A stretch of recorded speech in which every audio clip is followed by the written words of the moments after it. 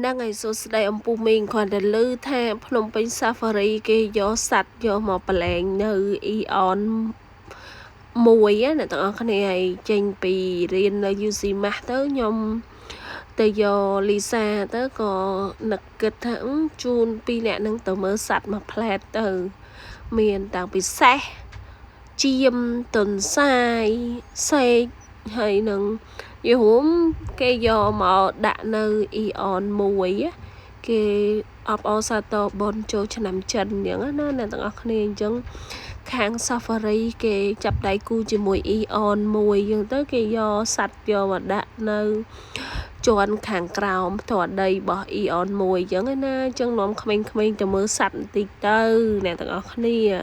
hai bên tòa bên nóm hình ai sẽ hay còn nóm hình đã cả lần bên chung mà mơ chim nè thằng khi chim mày bà bé nhưng mà đang thấy chim rồi có bà bé nè thằng khi tay bà hay chứ bà bé cho ra chiên nè thằng cái này à tôi nó hiện không ai nó hiện tôi cả so nó riêng rô mới tôn tôn nè thằng cái này đã đây tới giờ hôm chân anh kia do bà bé hay do chim do từ thơ à nghỉ nè thằng cái này hay sạch nó cứ phía trên cái do mà bị xuân sạch Phnom Penh Safari nè thằng nên tay cái do mau ban tích cái do ban là bà bé con tuần sai đầm nam ấy cái thưa đôi cả sự than cầu cho anh to đây bỏ Ion mùi giống nè thằng này nằm bay ở không khơi xuân sạch khơi cả sự than này xem giống nè phổ bê khá ba mẹ rư có của xa khá còn ở tờ tám khẹt chẳng bê khá khôn không còn ở school lên tôi thật cả sự than nó miền ấy khi khá miền sạch miền nằm nắm hộp lại xem chẳng dù dù tôi bê khá không còn lên school lại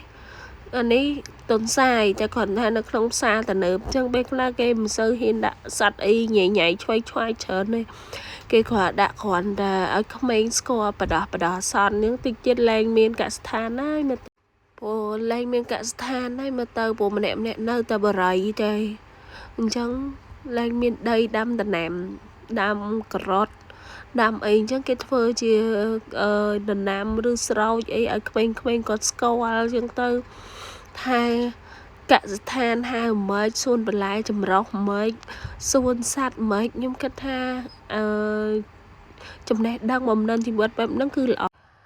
hay hạt ấy có nhóm thành ó phổ vi ai chui đầm mấy kịch tranh bị cả lên tủ sắp hay nâng iPad bóc không đây là tất cả này chân nôm không từ xa từ nửa và chả bên khác nôm quạt tập xa từ nửa rồi còn nôm quạt ăn sập hơi rồi nôm quạt lên ấy xem thôi mấy chia còn ai quạt sung ngắm nơi từ không te lên từ iPad lên từ game bên khác thôi không you tới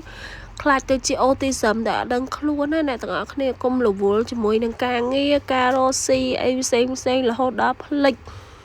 mơ thai toam nâng giữa chất tục đại chung bộ quạt á nè tặng này bộ vây bộ quạt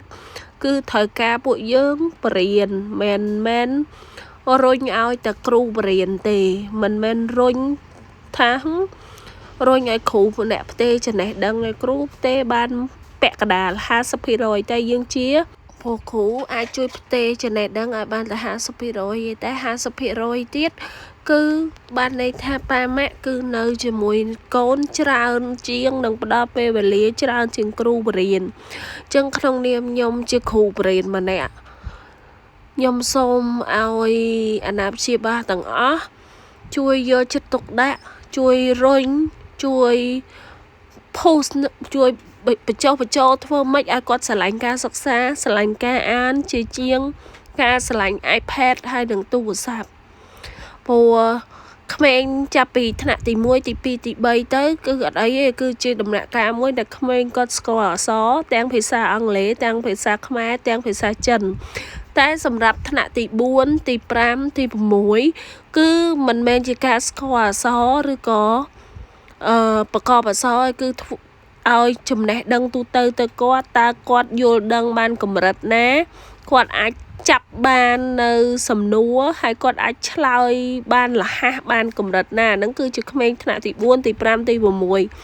អញ្ចឹងហើយបានខ្ញុំថាត្រូវការជួយពីគ្រូបរិញ្ញានិងអាណាព្យាបាលគ្រូបរិញ្ញាអាណាព្យាបាលពូមីងខ ក្មួយតាឬក៏យាយឬក៏សាច់ញាតិនៅជុំវិញពួកគាត់អីជាដើមព្រោះយាយរួមទៅក្មេងចាប់ពីឡើងហួសថ្នាក់ទី3ឡើងទៅគឺជាក្មេងមួយទី4ទី5ទី6គឺជាក្មេងដែលត្រូវការប្រើខួរក្បាលធ្វើម៉េចទាំងការអានទាំងការស្ដាប់ទាំងការសរសេរគឺធ្វើម៉េចឲ្យគាត់មានចំណេះដឹងទូទៅនឹងបំណិនជីវិតគាត់លះណាអ្នកទាំងអស់គ្នាអាចឆ្លើយសំណួរមកគ្រូវិញលឿនណាព្រោះហេតុអីបានខ្ញុំចង់លើកចំណុចទាំងយកមកដាស់តឿនដល់អាណាព្យាបាលគ្រប់រូបដែលមានកូនគាត់រៀនថ្នាក់ទី4ទី5ទី6ព្រោះវ័យហ្នឹងគឺជាវ័យមួយដែលអូនគាត់ធំហើយគាត់ត្រូវចូលជាមួយនឹងកម្រិតអនុវិទ្យាល័យហើយអញ្ចឹងគាត់ត្រូវការជួយជាមួយនឹងមនុស្សជុំវិញខ្លួនគាត់ច្រើនណាដើម្បីចំណុចណាដែលគាត់អត់ចេះចំណុចណាដែលគាត់អត់ដឹងគាត់ត្រូវការសួរទៅអាណាព្យាបាលកង់យាយប៉ាម៉ាក់ពូមីងឬក៏មនុស្សនៅជុំវិញខ្លួនគាត់ដែរពេលគាត់ចេញទៅក្រៅឬក៏នៅក្នុងផ្ទះអីជាដើមអញ្ចឹងខ្ញុំសូមឲ្យអាណាព្យាបាលទាំងអស់ជៀសវាងកុំផ្ដល់សម្ភារៈនិយមដូចជាទូរស័ព្ទឬក៏ iPad អីនៅក្នុងដំណាក់កាលចាប់ពីក្មេងថ្នាក់ទី4រហូតដល់ទី6ណាទាំងអស់គ្នាទី1ទី2ទី3ទី4ទី5ទី6គឺដាច់ខាតកុំតន់ណាផ្ដល់សម្ភារៈនិយមឲ្យពួកគាត់យកចិត្តទុកដាក់ទៅលើការសិក្សាហើយនឹងស្រឡាញ់ការសិក្សាជាងស្រឡាញ់សម្ភារៈនិយមហើយជាពិសេសគឺបាននៅក្បែរអាណាព្យាបាលកងយាយពូមីងនិងសាច់ញាតិដែរនៅជុំវិញគាត់ចឹងណាអ្នកទាំងអស់គ្នាហើយបើគាត់មានចង្អល់អីគឺគាត់ឲ្យគាត់មានភាពក្លាហានក្នុងការសួរទៅកាន់គ្រូរបស់គាត់មិនថាគ្រូនៅសាលាមិនថាគ្រូនៅតាមផ្ទះឬក៏គ្រូបង្រៀននៅទីណាក៏ដោយគ្រូបរិញ្ញាគួរក៏ដោយសូមឲ្យកូនសិស្សទាំងអស់គាត់មានភាពក្លាហានគាត់មានចង់និយាយថាមានចិត្តមោះមុតក្លាហានតស៊ូអត់ធ្មត់គ្រប់កិច្ចការងារទាំងអស់ទាំងកិច្ចការនៅសាលាទាំងកិច្ចការនៅផ្ទះទាំងសំណួរស្រាវជ្រាវអីជាដើមព្រោះពីច្រើនក្មេងថ្នាក់ទី4ទី5ទី6ឥឡូវឆ្លាតហើយណាទាំងអស់គ្នាសំណួរពួកគាត់គឺសិតតែសំណួរលក្ខណៈថាសំណួរស្រាវជ្រាវចំណេះដឹងទូទៅស្មើនឹងកម្រិតអនុវិទ្យាល័យហើយនិងវិទ្យាល័យអញ្ចឹងខ្ញុំសូមឲ្យអ្នកទាំងអស់គ្នាជួយចែករំលែកវីដេអូនឹងផងអរគុណច្រើន